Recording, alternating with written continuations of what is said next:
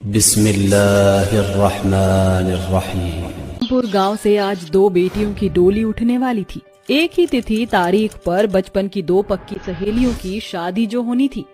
रिया बड़े घर की बेटी थी, इसलिए उसकी शादी की सजावट भव्य तरीके से होती है और वहीं मधु की शादी का मंडप उसके घर के आंगन में गरीबी के कारण बांस से बनाया जाता है, इसलिए कि रिया के पिता गांव के धनी व्यक्ति थे। वो रिया को हैसियत से बढ़कर दहेज देते हैं और गोदरेज की अलमारी, सोफा, फ्रिज, एसी, बहुत कुछ। वहीं गरीबी के कारण मधु को कुछ नहीं मिलता। इस तरह 7 फेरों के साथ बचपन की दो अमीर गरीब सहेलियां बिछड़ जाती हैं। भगवान करे मेरी सहेली रिया ने जैसा सोचा है उसे वैसा ही ससुराल मिले। हे आसमान में रहने वाले, बस इतना कर देना कि मेरी सहेली मधु का ससुराल हर सुख सुविधाओं से भरा हुआ हो।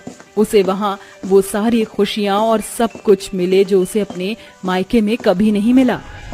इस तरह दोनों सहेलियां पूरे दिल से एक दूसरे के खुशियों भरी जिंदगी की दुआ देकर अपने अपने ससुराल चली जाती हैं। आखिर कैसा रहेगा एक अमीर और एक गरीब बेटी के ससुराल का सफर? कुछ देर बाद अमीर बहू की गाड़ी उसके ससुराल के बाहर रुकती है। रिया का ससुराल बहुत ही बड़ा बंगला था, जहाँ कई सारे नौकर चाकर और हर सुख सुविधा थी। तभी कामिनी देवी अमीरी भरे अंदाज में रिया का स्वागत करती है। Welcome welcome my dear darling बहू, बाहर क्यों खड़ी हो, अंदर आओ। मगर सासू माँ, मेरा गृह प्रवेश तो हुआ नहीं। ओह गॉड रिया बहू, ये घिसी पिटी रस्में गरीब के घरों में होती हैं। अगर हम जैसे रिच लोग भी इन्हीं रिचुअल्स को मानेंगे तो क्या फर्क है हमारे और पुअर पीपल्स में? मॉम वाज राइट रिया भाभी, अब आ भी जाओ, क्यों कलश के चावल गिराकर घर का इंटीरियर खराब करना है। अपने ससुराल को लेकर रिया ने बहुत से सपने देखे थे, मगर इसलिए कि घर का इंटीरियर खराब ना हो, बहू की ख्वाहिश को किसी ने भी नहीं समझा। वहीं दूसरी तरफ मधु के गरीब ससुराल वालों ने खुशियों से भरकर उसका गृह प्रवेश करवाया। मधु बहू, इस हल्दी की थाली से अपने हाथों के छाप घर के बाहर के दीवार पर बना दे। जी माँ जी। इसके बाद कौशल्या अपनी गरीब बहू की आरती उतारती है। बहू, अब इस कलश को गिराकर गृह प्रवेश कर। जरा ठहरिए मधु भाभी, मैं बस अभी आई। ये कहकर गौरी खूब सारे गेंदे के फूल दरवाजे से घर के अंदर तक बिछाकर कहती है, आप गृह प्रवेश कीजिए भाभी, हमारे घर में आपका स्वागत है। बहू गृह प्रवेश करके अंदर आ जाती है, तभी बूढ़ी हीरामणि कहती है, जानती है मधु बहू, तेरी ननद तड़के सुबह से पूरे गांव में घूमकर ये गेंदे के फूल तोड़ी है। अपनी गरीब ननद को माफ कर देना भाभी, वैसे तो नई बहू के गृह प्रवेश में गुलाब के फूल बिछाए जाते हैं, मगर मेरे पास यही गेंदे के फूल थे। अरे मेरी प्यारी ननद, तुमने खुशी से भरकर अपनी भाभी का स्वागत किया, मैं बहुत खुश हूँ। और फूलों का क्या है, गुलाब के हो या गेंदे के, ये तो मुरझा जाते हैं। मधु की ये बात उसके गरीब ससुराल वालों के मन में घर कर जाती है। एक तरफा जहाँ अमीर बहू का स्वागत और उसका गृह प्रवेश बहुत ही उदासीनता के साथ होता है, वहीं गरीब बहू के ससुराल वाले कम में भी बहुत ही भव्य तरीके से करते हैं। गुजरते वक्त के साथ मधु अपने ससुराल में ढल जाती है, मगर रिया अभी अपने अमीर ससुराल में ढल नहीं पा रही थी। एक सुबह, राजवीर, क्या आज हम दोनों कहीं बाहर चलें? I am really sorry Riya, but इस वीक में बहुत ज्यादा बिजी हूँ। आज मेरी बहुत इम्पोर्टेंट मीटिंग है। राजवीर के इस कहे पर रिया अपनी बात रखती है। राजवीर, हमारी शादी को इतना वक्त हो गया, मगर आपका बिजी शेड्यूल खत्म ही नहीं होता। इस काम के अलावा भी तुम्हारी कोई रिस्पॉन्सिबिलिटी है कि नहीं राजवीर? रिया की इस बात पर राजवीर चिढ़कर उस पर चिल्ला पड़ता है। तुम क्या चाहती हो कि मैं सारा दिन घर में बैठकर तुम्हारी शक्ल देखता रहूं? और ये लग्जरी लाइफ जो तुम जी रही हो, ये सब मेहनत से आती है, वरना तुम भी करोड़ों की आबादी में गर्मी और गरीबी झेल नहीं होती।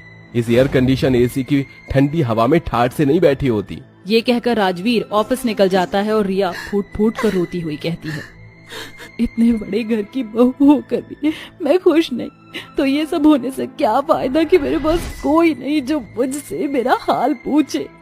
जहाँ ससुराल में सारे ऐशो आराम होने के बाद भी अमीर बहू का हर दिन कुड़न में बीत रहा था, वहीं मधु के गरीब ससुराल वाले उसे खूब नाज प्यार से रखते। एक दिन मधु की सास भरी गर्मी में लकड़ियों की गठरी सर पर लादे घर आती है। गौरी बेटी, जरा यहाँ तो आना। ये क्या माँ जी, बाहर इतनी तेज चिलचिलाती धूप हो रही है और आप इतनी गर्मी में लकड़ी लाने जंगल चली गई, वो भी नंगे पांव। मुझसे कह देती। अरे मधु बहू, तू तो एक सुबह से उठकर रात ढलने तक काम करती रहती है, इसलिए आज के लिए मैं लकड़ियाँ ले आई। ठीक है माँ जी, आप बैठिए, मैं आपके लिए सत्तू बनाकर लाती हूँ। ये कहकर गरीब बहू रसोई में आती है, जहाँ टिन की छत के कारण पूरी रसोई गर्मी और भभके से भरी होती है। हे भगवान, आज तो बहुत ज्यादा गर्मी है। ऐसे में तो जेठ के महीने में न जाने क्या होगा। मटके का पानी भी एकदम गर्म है। काश की घर में एक फ्रिज होता। ये बोलकर बहू सत्तू बनाकर अपनी सास को देती है। दिन बीतते हैं, मधु की सास और उसकी ननद घर के कामों में उसका हाथ बटाती हैं। वहीं बनवारी भी मधु को बेटी मानते थे। परिवार में बसे इस प्यार की वजह से मधु को कभी भी ये एहसास नहीं होता था कि उसका ससुराल गरीब है। वहीं रात में रिया अपने ससुराल वालों को खाना परोसती है, तभी रूप रॉय कहता है, रिया बहू, कल भी तुमने दाल मखनी बनाई थी और आज भी क्यों? ससुर जी, ये कल रात की सब्जी है। वो माँ जी और नित्या बाहर से डिनर करके आई थी, इसलिए मैंने ये सब्जी फ्रिज में रख दी थी। रिया बहू, ये गरीबों का घर नहीं जहाँ एक ही सब्जी सुबह शाम और रात में भी चल जाए। तुम अच्छी तरह जानती हो तुम्हारे ससुराल वाले स्टैंडर्ड और हाई क्लास हैं। तुम्हारे मायके वालों की तरह मिडिल क्लास नहीं। सच तो ये है कि तुम हमारे स्टेटस से मैच ही नहीं करती और ना ये घर डिजर्व करती हो। रिलैक्स मम्मी, देखिए रिया भाभी, हमारे पास बहुत पैसा है, इसलिए आप अठन्नी चवन्नी के पीछे सर खपाना छोड़ दें। It's better for you.